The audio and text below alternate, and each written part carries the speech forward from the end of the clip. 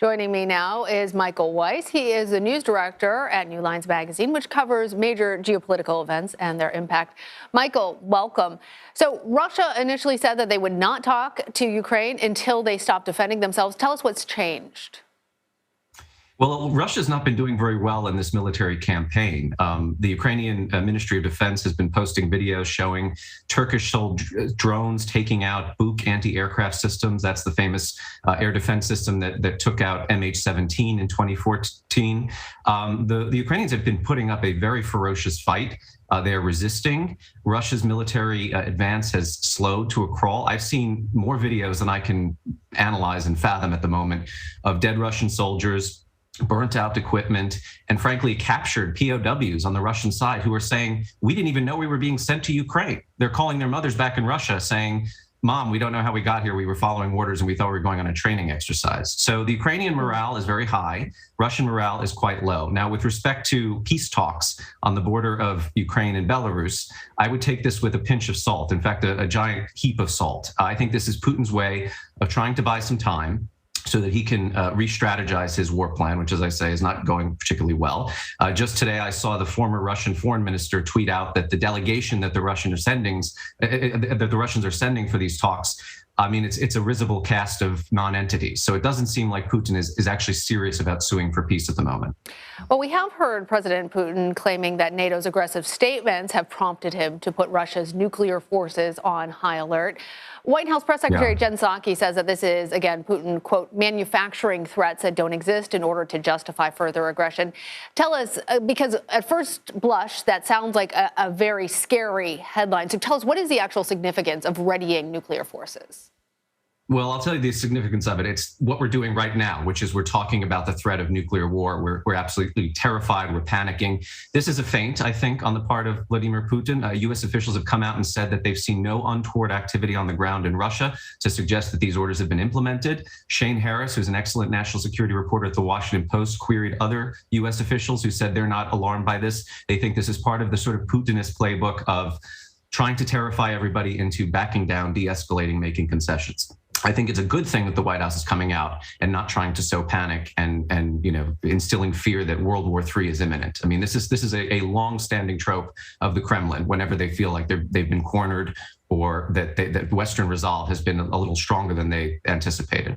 And Michael, I want to go even deeper, if we can, into what's happening in Russian politics, because you recently spoke with a former chief of the CIA's Soviet section, and he said something that mirrors what we heard from General H.R. McMaster on Face the Nation, that Putin has reason to be concerned about his own popularity and his own power in Russia. Tell us more about how those domestic forces could be affecting Putin's mindset.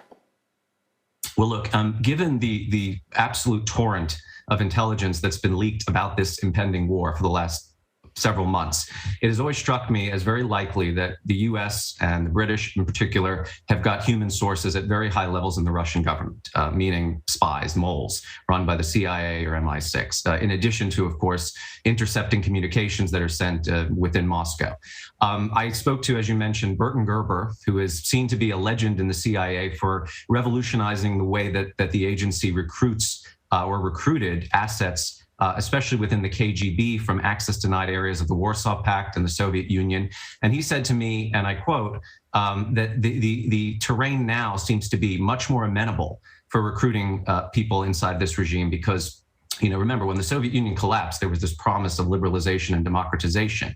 All of that has been eroded and rolled back under Putin's regime. So whilst Russia is not by no means a totalitarian system the way it used to be, there are a lot of people who feel demoralized, like they've been promised things that haven't been delivered. And look, if you watch that Security Council meeting preceding the announcement of the invasion, I've never seen anything like a Russian leader dressing down, humiliating his own spy chief, Sergei Narishkin. I mean, the guy looked like he'd been like a dog who's gone through the car wash with the top down, right? That shows to me that there are a lot of people in Putin's inner sanctum, in his inner circle, who've been advising him, possibly telling him this isn't such a hot idea, going to war with Ukraine. But again, and here's the worry.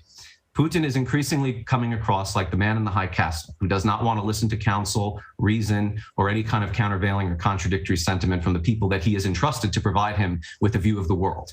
the SVR, Narishkin's parish, has got very good intelligence capability. And my guess is there are quite a lot of Russian spies were saying, Ukrainian sentiment is not with you. They will not be greeting you as emancipators with chocolates. They're going to put up a really nasty fight, which indeed is exactly what we've been seeing in the last 4 days. So I find that aspect of what is happening so fascinating. Michael, one last question for you. Before the actual attack on Ukraine, there was a lot of comparisons to Russia's forcible annexation of Crimea back in 2014. It seems now that these are very different scenarios that are playing out. I just would like your reflection on that. Yeah, look, I mean, Crimea happened. It was sort of a bloodless coup or seizure of a peninsula that, frankly, had a very high percentage of ethnic Russians who were supportive of Moscow. You know, Russia had garrisons. The Black Sea fleet was stationed there, so it was a much easier campaign. Since 2014, Ukrainians have had 8 years to prepare for exactly what we're seeing now. I've spoken to several Ukrainian intelligence officials, military officials. They say, look, 422,000 Ukrainians have fought against Russian armed proxies and Russian conventional forces in Donbass over the last 8 years. That's about 1% of the population. This is one of the most battlefield-tested militaries in Europe. Going up against a peer conventional military force. No other NATO country has had this experience preparing for a confrontation with the Russian military. Now, a lot of people, sort of patted Ukrainians on the head and thought, oh, isn't that adorable? They're just being naive. They're going to be slaughtered. Well, again, turn on your televisions, open the newspaper and see. I mean, Kyiv has not fallen after 4 days. It's apparently now encircled, or maybe not, according to different sentiments coming out of the mayor's office. But they are putting up a ferocious fight. And I've seen Telegram channels now that are cataloging what's known as Cargo 200, Russian casualties. And like I mentioned earlier, I can't keep track of all of the stuff that's coming in. All right. Michael Weiss, thank you so much. Sure.